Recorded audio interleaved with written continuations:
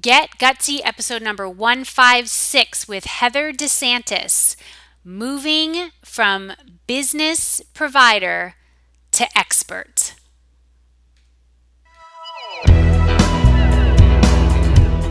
Welcome to Get Gutsy.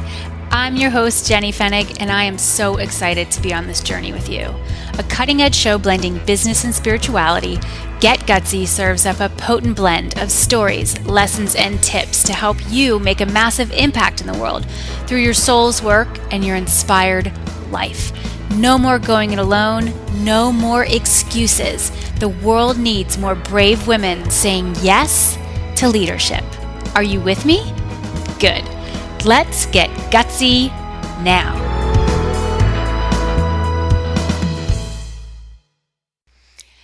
Hey everyone, Jenny here. Welcome back to Get Gutsy. Let's do this thing. Oh yeah. So first off, check in. How you doing? How you doing? What's up? Yeah, we are. Oh my gosh, in the final week of September. That's big. It is now officially fall in the Northern Hemisphere, so welcome to fall. Although it has been the warmest September, I think, ever since I've lived here in the Berkshires, which I am just about to, we're having our 7 year anniversary of when we moved here from New York City. And so I'm feeling that right now, and it definitely is the warmest it's ever been since I've lived here, and I love it. I love it. I love the heat. I love everything about the heat. And so I am basking in that and super, super excited. But it is officially fall, and the leaves definitely are falling and starting to turn, even though it has been unseasonably warm here. And I'm feeling the shift, I'm feeling the transition, I'm feeling change. And I also know that there's just a lot of like stuff happening in the world, a lot of intensity. The the things that are happening with the weather, the things that are happening with, these natural disasters and the political climate, and just there's just so much, isn't there? I was having a conversation with some of my mastermind sisters, and there's times when you just want to throw your arms up and say, why am I even doing any of this? What is the point? What is the point? And so if you've gone through that, just know, me too. And yet, I get back in the horse and I go out for another adventure because I really want to help you. And I know that you need help. And I know that I have something that can benefit the world, and it's going to make the world a better place, and it already is. And so do you. And together we can do this thing bigger and brighter than if we were to try to do it by ourselves. I also know that I am setting an example for my children, and that the work fuels me. And I consider work my form of worship. And so I keep going. I keep going and I keep going. And I want to ensure that you are going to come to a masterclass. I am leading it this week. It's this Wednesday, I don't even know what I was saying there. It's this Wednesday, September 27th. It's at 7 p.m. Eastern Time, 4 p.m. Pacific. And it is dedicated to help you go high in your work. And that is to increase your impact, influence, and income with your sacred work. We're going to spend 90 minutes together. We're going deep. I'm going to share some decisions I've made in my business and things that I've tried and things that I am really excited about, and things that I want you to know that you could try and you can implement, and that can have a major impact in how you're showing up in the world. And I'm also going to let you know about my wonderful mastermind program that is only open for applications twice a year. And we're going to be opening up the doors to apps. And I want you to be there. I want you to be part of this this soiree, this movement. And yeah, so come. jennyfennig.com/glow webinar. That's jennyfennig.com/glow webinar. Glow is the name of my mastermind, and it stands for Gutsy Leaders of Wisdom. And whether or not you apply for my mastermind, you're going to get so much value from the webinar. So spread the word to your people and come and learn how to reverse engineer your dreams and create a wonderful model in your business that I like to call high vibe, high touch, and high end. So that's what we're doing. All right, so let me tell you about our guest this week. Her name is Heather DeSantis, and she is a firecracker. She is young, she is hungry, she is smart, she is gutsy. And today, the theme of the episode is moving from business provider to expert. All right. And so we're going to talk about what it takes to become known as an expert in your field. Heather DeSantis, she is a proud millennial, super ambitious, and she knows how to get shit done, y'all. She was a Girl Scout throughout high school, a total just go-getter, and she shares her story and many tips on how to generate publicity for yourself. She is a PR pro, and you're going to hear her story and how she jumped ship from an ad agency job to follow her love of PR. She launched her own company. She grew it to $400,000 in billings in just 1 year. So not only will you get fueled up by her story, but she's going to share a lot of gems that you can use to grow your body of work in the world. You're going to talk about how third-party endorsements position you as an expert, how to get ideas to pitch yourself to journalists, how to get attention of specific editors, why placements in traditional media outlets are still important in our digital world, how to leverage media placements to warm up your list, how to add an opt-in box on articles about you that appear online, and how to grow and manage a virtual team as far away as halfway around the world. You excited? You should be, because this is a goodie. So without further ado, I introduce you to this conversation between Heather DeSantis and myself on moving from business provider to expert. Heather DeSantis, welcome to Get Gutsy. Thank you. Oh my gosh, get gutsy. I love that. I'm so excited to be here. And I Yeah. love that you're just so bold with your show. Where are you based, Heather? I'm a Midwest girl. I'm in Columbus, Ohio. Oh, okay. And you're doing this interview from your car. I am. So here's the thing, as I said before, today it was a big day for me because I'm hiring interns and I'm trying to get out of the house more. So today I decided to dress up, work at a coffee house and just, get out of my house more. Yeah, working from home. So you run your business from home? I do. I do. Yeah, so do I, and it's awesome. And that you do have those days when you want to be around other humans. And I Right? get it. Yeah, totally. Especially when the weather starts getting like nicer and you want to be out. You hunker down in the winter months, and it's like, oh, I need to get out and see the world. So you own a public relations company. You are all about helping women change the world. So tell me more about your pathway into PR. Like, why did you choose this line of work, and what do you love about it so much? Yeah. So at the core, I've always been involved in charities. I was a Girl Scout until I graduated from high school. I got to go to Africa when I was in college. I've always started service initiatives. Uh So huh. as a whole, creating change for good has always been me. And beyond that, I always dreamed of being a reporter, an anchor, TV personality, if you will. So Mhm. that's always been my core because Mhm. I've always seen, them representing really good things. Mhm. So I was a communication major, and unfortunately, now degrees these days, you don't really get a lot of tactile experience. I was a communication major, but how does that apply to the real world? Mhm. So I interned first at an ad agency Mhm. where we only worked with food brands. Like, literally, our job was to get you to go to your local grocery store, Whole Foods, Kroger, what have you, Right. and buy our food brands. Right. So I learned everything from working at an ad agency. We did a lot of cause marketing. Like, literally every single week, I had to figure out how to make an interesting story about one of our clients. Like, how do you get the media excited to talk about spinach? Right. You know?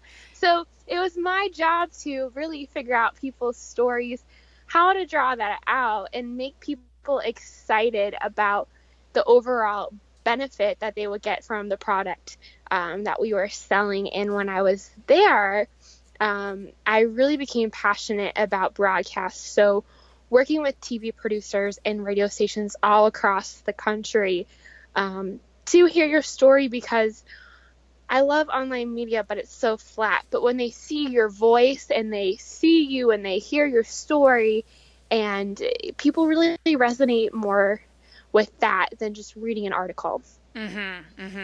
Yeah, so you started out kind of working on different kind of brands, like you said, food brands, and Hmm. learning how to tell stories. I mean, that's really the root of PR is storytelling. I started my career in PR, so I get it. That was my life, and I also worked on food brands. I That love was my thing. that. Oh yeah, I learned a lot. It was a good learning experience. For me, it wasn't as fulfilling as I was hoping it might be, in terms of the time that was involved, and uh, what I had to sacrifice my personal life. I just didn't feel like I had like a lot left when it was all said and done, and so Mm-hmm. it led me to keep exploring, keep finding my way. But what led you to then want to start your own company? Yeah. So taking a step back, I grew up with entrepreneurs. My dad and uncle were very successful entrepreneurs. So I always had that deeply rooted in me. And I think because of the fact that they both had passed away, I felt an even higher calling to be an entrepreneur and serve and create a legacy. One, two, I've always been an entrepreneur. Before I started my PR agency, I started a clothing company. My mom and I would go to a thrift store, buy clothing and upcycle them and make rompers and headbands. And we were in two stores, but it just wasn't my passion. So at the heart of it, I've always been an entrepreneur, but I've always felt called to do more and create more. And I was kind of given a fork in the road, where my, gutsy move came, and that the agency I was working at, which I'm so grateful for, I learned so much, was very narrow minded. And I don't think they realized that millennials, especially, or, people who are passionate are very multifaceted, and a lot of times will start a side hustle, or they'll explore or just try other things just to feel whole as a person, Hmm. because that's how we are. And also, we're being taught not to put all your eggs in one basket, diversify your income and everything. And I was given an ultimatum from my employer, at the time, for fun. I was involved in a network marketing company, which I was making lemonade money, and I helped people with their fitness goals, and it was fun. Right. But I was given an ultimatum between doing that, where I was making lemonade money, or be 110% invested in the company. And the choice was made for me, and then I just knew that I had to follow my heart and be an entrepreneur. Yeah, good stuff. I like it. And that was really insightful about your generation, that it's just a different mindset, and that you have various passions, and places where you want to spend your time. I mean, there's no such thing as quote job security anymore. So to Correct. think that, you could just give all of yourself, um, and not have these other parts that you want to explore is not really realistic, and it's not actually very smart, because the company, they have no loyalty to you. They really don't. Like Absolutely. my husband, I remember when I was in my PR days, and then I moved into a different company. But when I was quitting that PR agency, oh my God, it like crushed me. I was so scared to do it. I just felt like, oh, how can I leave this behind? And he would always say to me, wasn't we weren't married yet when I was working there. We were dating, but he would say, you're just a social security number to that company. And I'm like, no, I'm not. Mm, Like, no way. I'm really essential. If I was to leave, the whole operation would fall apart. And he's like, no, no, you are a social security number. Just remember that as you are, giving yourself to that company and making decisions.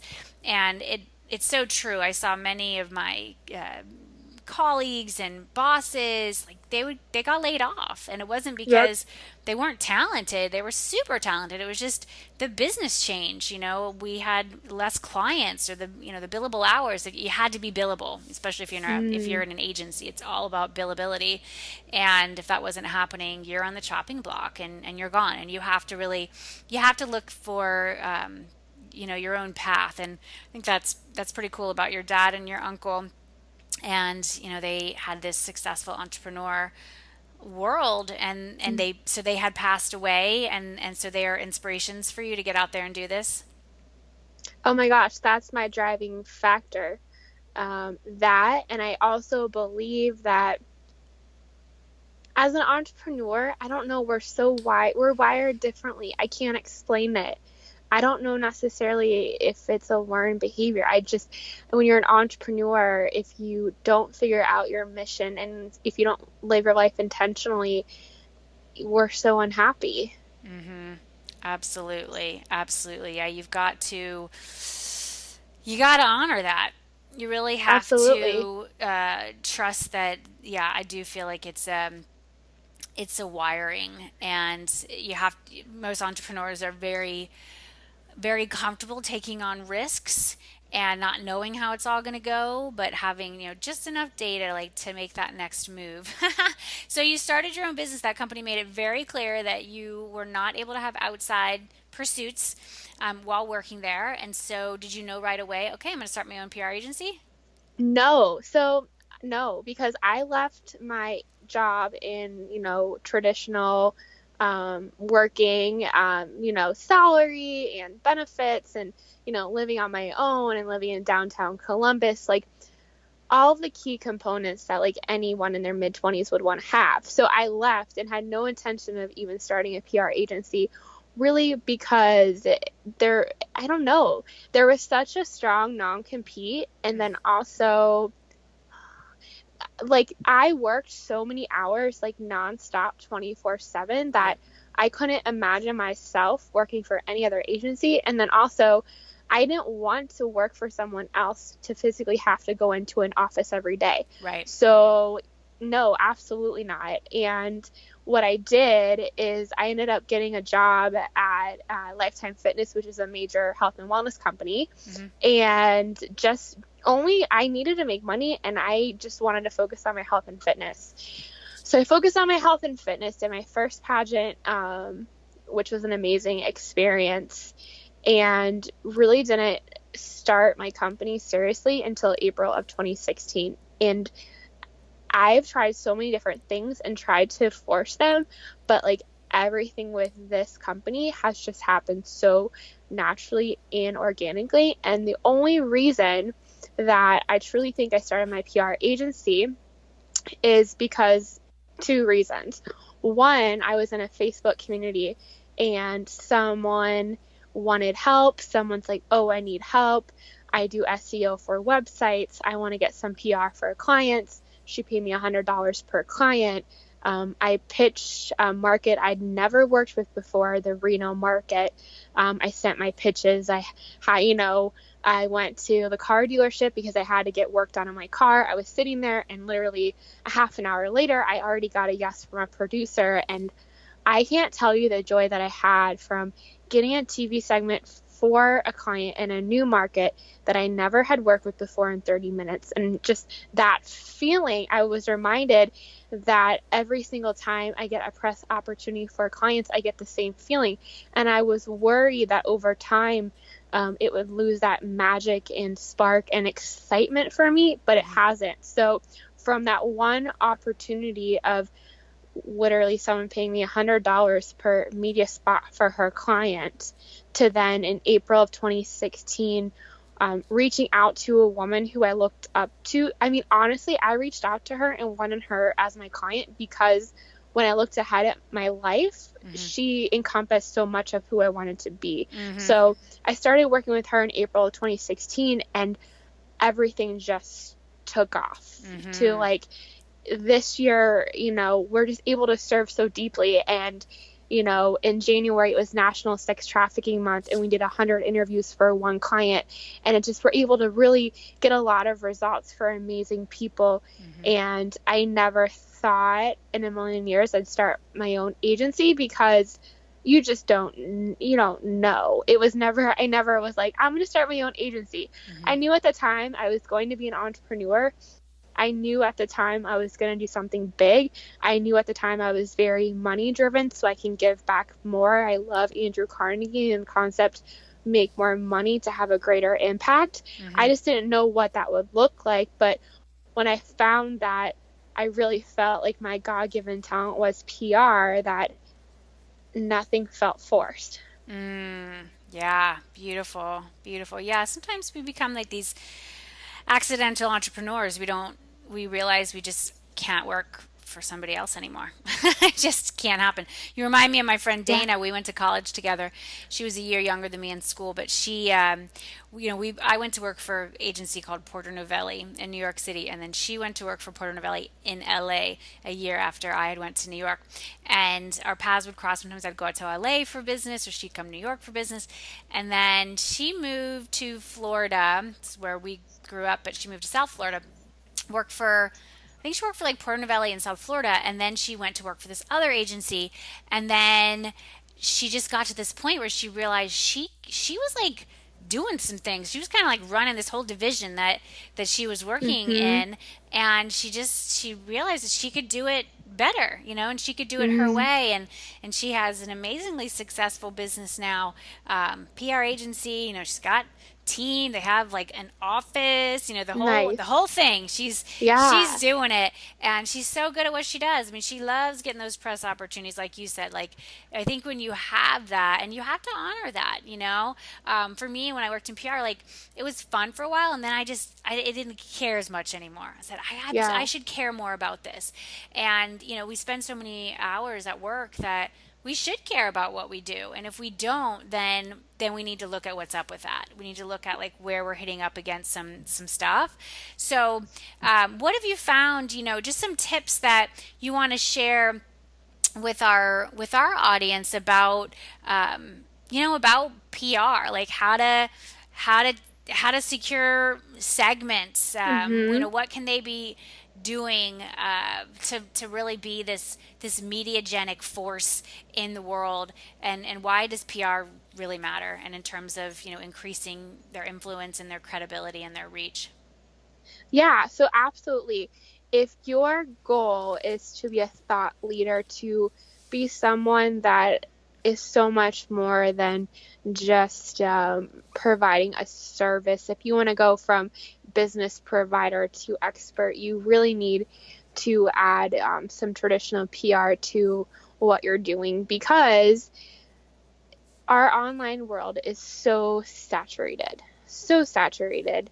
And when you add PR, that will be with you forever. So first and foremost, when you get on Fox or CBS or iHeartMedia or any podcast or media, that media is with you and a part of your bio forever. So let's talk about that. Like, if you're trying to close a call, or you're selling a course or whatever, like, any media that you get will make you be of higher status.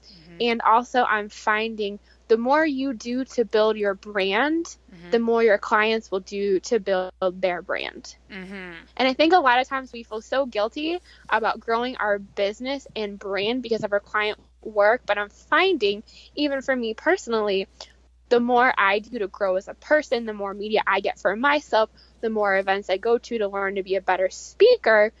When I 10x myself, my clients are noticing and doing the same thing too. Okay. So that's going to be a huge gift for you, and that will be with you forever. And it'll be credibility, because most people are going to be stubborn and say, I don't need media. My business is fine. I have a Facebook group that's booming. But really it's needed. And two, I'm finding more people are getting more fulfillment from having these conversations, from talking about their mission, from being a guest on a TV show, from telling their story on radio.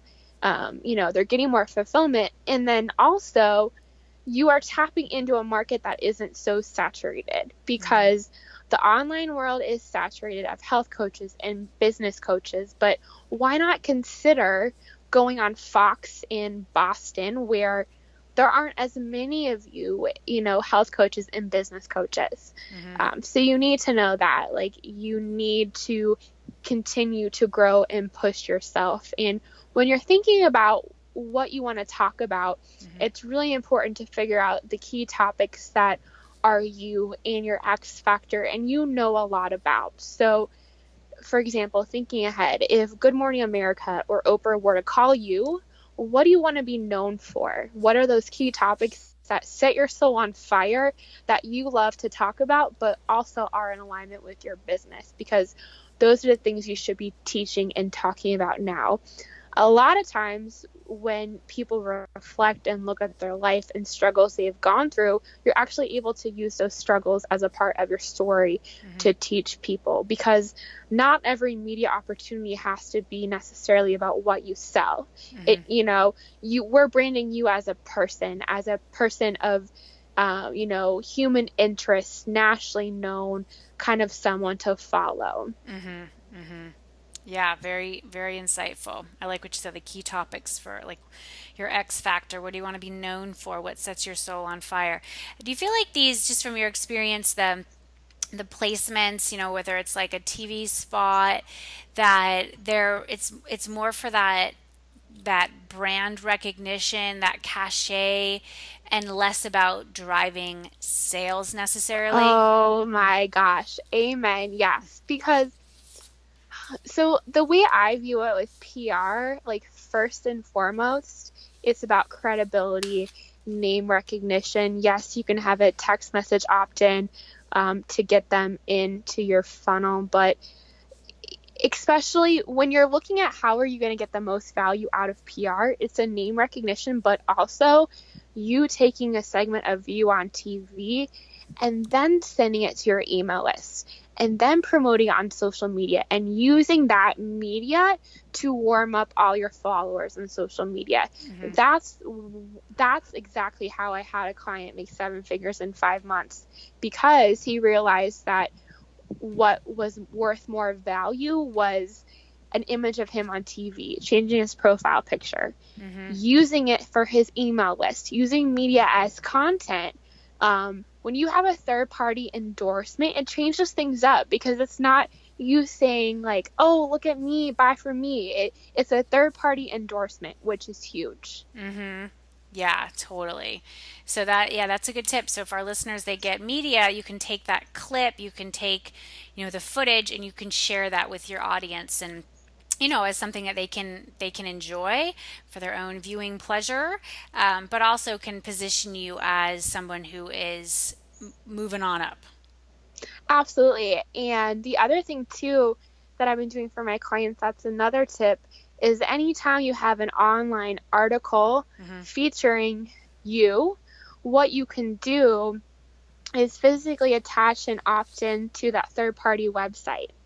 So if you're featured on Forbes and you want to put an opt-in to that Forbes article, when they go to that Forbes link, there's a website that's free called Sniply Mm-hmm. that will allow you to connect and opt in to that web article that writes about you. So Mm. whenever anyone goes to that third party website that highlights you or features you, there's an opt in pop up that automatically comes from you. Oh, so and so you can do that on like Forbes website. How do you do that? So yeah, so you physically go to Snipply's website, Mm-hmm. and all you do is you put the link in for where you're featured, so Forbes, Uh-huh. and then you put the text that you want the pop-up to say, Mm-hmm. and then you put the link for your opt-in. Jeez. Wow. And how do they know that like you're the one who's allowed to do that? Like is it not like some random person like wanting to do an opt-in on your article? You know what I mean? Yeah, I don't think enough people know about it, and Uh-huh. I don't think anyone would do that. Yeah. Yeah, I know. I would hope not. I'm I don't think so. That's really cool that you can do Yeah. that. So when you're sharing that article around, and would anyone who goes there is going to have that pop up? Only if so only if you share that link that has a snipply. So what Got happens, it. a generic special link is made Mm-hmm. that has that pop up. And if you were Yes. to post it on your Facebook page, Mm-hmm. anyone that would go to that Forbes article Mm-hmm. and or shares your Facebook post that has that Yes. unique link would get Right. your opt-in. Versus Totally. if I found it from Forbes, it wouldn't have it. So Got what it. happens is you get a generic link that's special for your Forbes article for the opt-in. Uh-huh. Okay, I get it. I get it. Yeah, it's kind of like almost like an affiliate link or something. It's just like this special link and it gets coded to you. And so Yeah. it's a way to extend that coverage and share it and then collect. Because that's the thing with a lot of traditional coverage is that you weren't able to like collect the people's names who saw it. And so now this service is allowing you to capture those readers who are interested in learning more from you, and you can give them some sort of free gift and stay in touch with them. Yeah, and I mean, you need to look at your business. Like, what's your end result? Like, when I work with clients, it's local media, and then it's national media, and then it's industry media, and then it's having a guest radio show, a monthly TV segment, to speaking engagements, to paid speaking engagements. Mm-hmm. So you need to look at your progression of where you want to go and what's important to you, and what are you doing to continue to be an expert in your field. Like, Mm-hmm. if you're a business coach and you're not reading the news every day, you absolutely need to. And what news, like which publications? Industry news, Google Alerts, Business Insider, Fast Company, Forbes, whatever your niche is, you need to know what's going on in your industry so you can, talk about it. Mm-hmm. Conversation, it makes you smarter when you're bringing on clients. Mm-hmm. Yeah, absolutely. So if someone wanted to pitch themselves to like a Forbes or a Business Insider, can they do that? Hmm. And how would they do that? Abs- no, so absolutely. So the first thing, so my greatest suggestion before you ever consider going national media is to get a couple smaller articles first. So if someone Googles your name, you're not a one-hit wonder, and you have other articles or stories or interviews that take place before Business Insider. Right. That's my honest opinion. But if you feel like you're ready for Business Insider, I know from experience, Business Insider is very numbers based. So if you have an amazing success story that truly provides a lot of value and encourages people and is more based on numbers, then figure out, okay, what's my angle? How is my story different? They're going to ask for screenshots of financials to verify, and then reach out for your pitch. If you go to businessinsider.com, you can look for the certain editor that you want to reach out to first. But what I normally do is look online to find people who write about topics that would resonate with me, Mm-hmm. to then pitch. But I would also say that when you meet a guy, or if a guy meets a girl, Mm-hmm. and on the first date he's like, will you marry me? That's a little much. It's like, Right. whoa. Mm-hmm. And I really believe the same concept comes with media, and that there should be a courtship. And before you even make an ask, you need to provide value and connect with them on social media. And just before you even make that ask, try to get in their inner circle, A, and B, if you're going to email them, make sure that the pitch is super targeted for them. Mm-hmm. Absolutely. Yeah, it's so funny. My pitching days happened pre-social media. Can you imagine? Like there Wow. didn't exist. There was no social media when I was pitching. We had the phone, we did have email, and we had snail mail. And we had things that we called in New York City language. I don't know if I think they still do this. I talked to my friend Dana. She's like, yeah, these things still happen. These things called desktops. Have you ever heard of those? No, no, not desktops. Desk sides. Desk sides. Have you ever heard of desk sides, Heather? Like desk side interview? Like Yeah. desk side Desk side interviews? meetings. Yeah, Desk yeah, side meetings. Desk yeah, side meetings. Okay. yeah, So we yeah.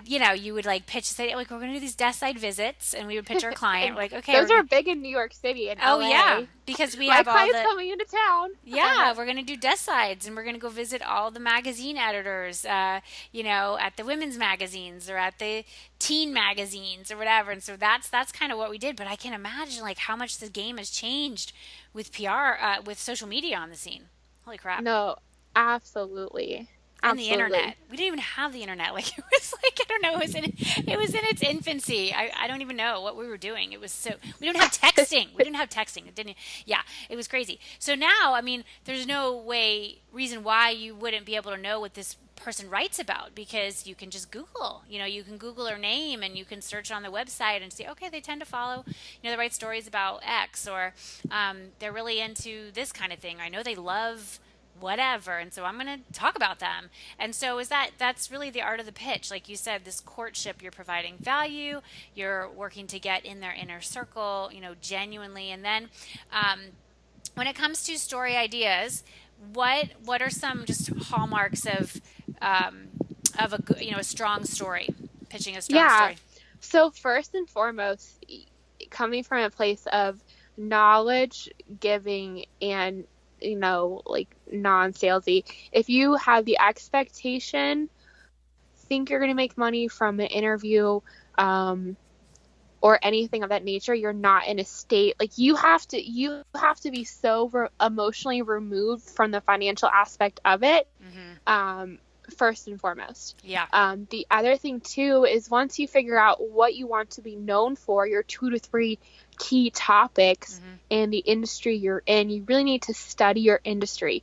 For example, if you run a really popular podcast and you want to be known as the top female podcast woman in our industry, okay? That's your goal. That's your mission in life. Because you see how podcasts truly are valuable and they help a lot of people. Yeah. What you should do is use relevant news topics as your ammo for your pitch. So if Forbes came out and said, people are not listening to radio stations anymore, they're listening to podcasts. So then I would use that as ammo to position myself as a podcast female expert to go on to my local radio and TV stations to talk about it and what that means.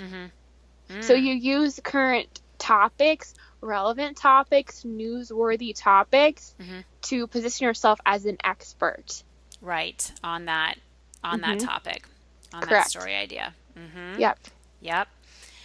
Love it. What's some of the, you know, what's like your biggest lesson learned being an entrepreneur now that you had your own agency for more than a year now? Oh my gosh. So, yeah. So, I mean, a couple of things. So I'm at a huge growth mode right now. So I started in April of 2015. It's been a year. 2016, right? April 2016? Yeah. So I started April 2016. It's been a year. I mean, I'm like, pinch me. Like, we're going to bring in over $400,000. I'm like, oh my gosh, like, God's amazing. That's crazy. But here's the thing though, like, right now I'm like now like growing a team. Like I have 2 people in the Philippines, but like now like I'm bringing on interns. So like bringing on help. I mean, it's so funny because a lot of the habits that I had when I worked at the ad agency for someone else, I still had in my first year in business, working long hour days. It's different in that I've never had like resentment, and I've been like magnificently like so obsessed and excited. But I mean, it's learning when to ask for help. It's being okay to say no to people who aren't emotionally going to be a good fit for a client. It's not afraid to post on social media and share your journey. I'm really trying to share every step of my business with everyone and create a community. Other lessons are to follow your voice and not necessarily take opinions of others, because everyone has an opinion about where you should live or what you should do. But I mean, it's really following like that gutsiness inside of you of what feels right. But it's not easy. And I'm also learning too that the online world is so flashy, and what seems to be a lot of the time isn't, and the grass isn't Mm. always greener, and to be grateful for where you are and what you have. And just because someone is more flashy or invested more or is posting all their financials doesn't necessarily mean that they're as successful or building a business in the right way. So I think it's learning to be at peace with what you have. If you're giving it your all and you're building it how you should be and you're coming from a place of service. Beautiful, beautiful. Well said. What are the team in the Philippines? What do you have them doing? Oh my gosh. So normally each week I get probably 50 to 60 interviews, media opportunities for my clients. Okay. So I have one girl who is spending 8 hours a day on email management. Mm. So she goes through my emails, sends responses to media members, labels them, does all that for me. And then I have another girl who is helping me manage my clients' trackers, because every client has an Excel document of all of the media that is going to interview them or feature them, Got it. because we're going to start building their media page, and transparency is really important to me. So I have one girl doing email and the other doing Excel management, and then of course research and things along the way. Or my team of interns I will be bringing in is more strategy and pitching and deeper opportunities, and just creating more wins for clients. That's cool. How'd you find your team in the Philippines? Yeah, so the whole process was amazing for me. So with outsourcing, there was two ways that I did it. The first is I went through virtual staffer, Mm-hmm. and the thing I loved about them is that they brought me candidates. They all had a disc profile, they all had a personality test, they all had referrals, and it was an amazing process because they brought me people to interview. Mm. My Amazing, and they're really inexpensive, Yeah, which I so appreciate. yeah, when you're getting a baby off the ground. So it's virtualstaffer.com? Yeah, virtualstaffer.com, and so they bring you candidates. You tell them what you need. Mm-hmm. They bring you candidates. They have they do a personality test, a disc profile. Mm-hmm. They only work for you, which I loved and needed. I wanted someone full on my team versus working for 5 other people, and it's Right. been a great experience. But What's the price point about? yeah, it's so inexpensive, and I'm so grateful. $600 Mm-hmm. full time For one for person. each month. Yeah, Right. One person. Okay, cool. for So they're 40 like hours a week. full time. Holy crap. Okay. Yeah. 600 and they're okay. And so what any downsides? The only downside is when I'm trying to build a company and I'm so focused on client work, a really big struggle for me has been task management, project management, and everything in between. I honestly don't have the bandwidth for that. Mm-hmm. So where now I'm using another company called 9010 Life, which I'm obsessed with because they do everything from, like, imagine having an Asana that you don't have to manage. Like, Mm. they manage all my tasks for me, all the completion, and the staff. So I don't have to manage the staff, because that's not my strong suit. Mm-hmm. So you still have the team in the Philippines and now you're working with this 9010 Life and they've taken over the management part. They're doing more detail oriented tasks, Oh. which Like, I love. okay, so this is just an additional team that you have. Yeah, like anything from data entry to sending out emails, follow up emails, anything that's really detail oriented that I know that I'm going to be horrible at explaining, they're able to pull it apart and make it perfect to get the job done. Mm-hmm. And I don't have stress because I know it's going to get done. Mm-hmm. Where I stay up at night wondering if I explained it right to my team Okay, got it. in So the Philippines. they're working with your team in the Philippines. Correct. Got it. Okay, cool. And then you're bringing on the interns to kind of build out that whole piece, which is very common in the PR world. Interns. I started my journey as an intern, and then some of them might turn into, Yeah, longer term team members for you. that's my intention.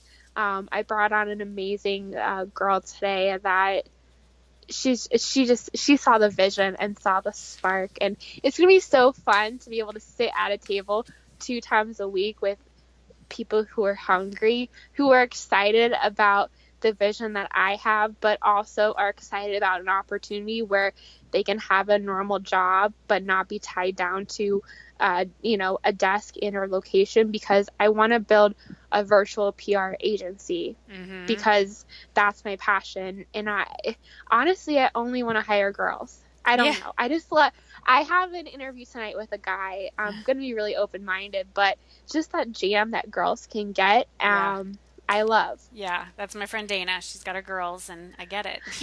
So Yeah. you'll figure it out. You'll figure it out. Heather, how can people support your work? Where can they find you online? Where do you want to take them? Yeah, so I'm really excited. We have an amazing, amazing, supportive community on Facebook. It's a free Facebook group called Get Featured on Media.